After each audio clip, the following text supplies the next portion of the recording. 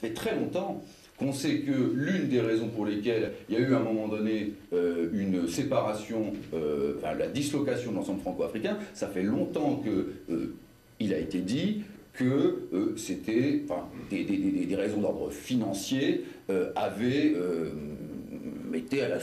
la source du phénomène. C'est-à-dire, bon, dès les années 50, les Africains eux-mêmes, face à ce qu'on a appelé, de manière d'ailleurs indue, le cartiérisme, c'est-à-dire l'idée selon laquelle les capitaux qui jusque-là étaient injectés dans ce qu'on appelait plus déjà l'Empire, mais disons les territoires africains de l'ensemble franco-africain, eh bien ces capitaux seraient mieux employés en métropole qu'outre-mer. Et que par conséquent, la métropole avait tout intérêt à se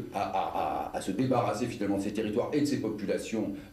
africaines pour pouvoir redéployer ses moyens financiers en direction de la métropole. Ça c'est très connu, ça a été, même à l'époque, je dirais, au cœur même de l'affaire, les Africains ont dénoncé le cartiérisme en disant voilà, on veut se débarrasser de nous pour des raisons financières. Donc c'est pour ça que la question, je dirais, voilà, financière, argent, économie, etc., me semble pas, je dirais, très nouvelle dans le champ historiographique. Au contraire, c'est assez ancien. En revanche, ce qui l'est moins, et ce qui est quelque chose qui est beaucoup moins dit, c'est les considérations d'ordre civilisationnel, et qui, d'une part, et d'autre part, la position des Africains eux-mêmes, puisque quelle est l'histoire qu'on nous raconte depuis 50 ans? Et là, on arrive finalement au cœur du problème. Je crois que ce qui a été décisif dans l'esprit de celui qui a été à la manœuvre, et ses prédécesseurs, parce que ne pas oublier que Charles de Gaulle n'a finalement qu'accompli un processus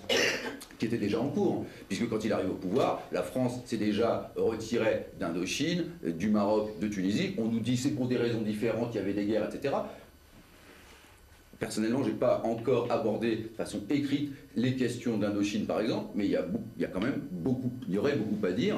on va le faire aujourd'hui, pour voir que la question indochinoise, la question tunisienne ou la question marocaine ne sont pas dissociables, en réalité totalement loin de là, bien au contraire, de ce qui s'est passé en Afrique subsaharienne et en Algérie. Et qu'au contraire, c'est un processus qui, je dirais, forme une espèce de tout.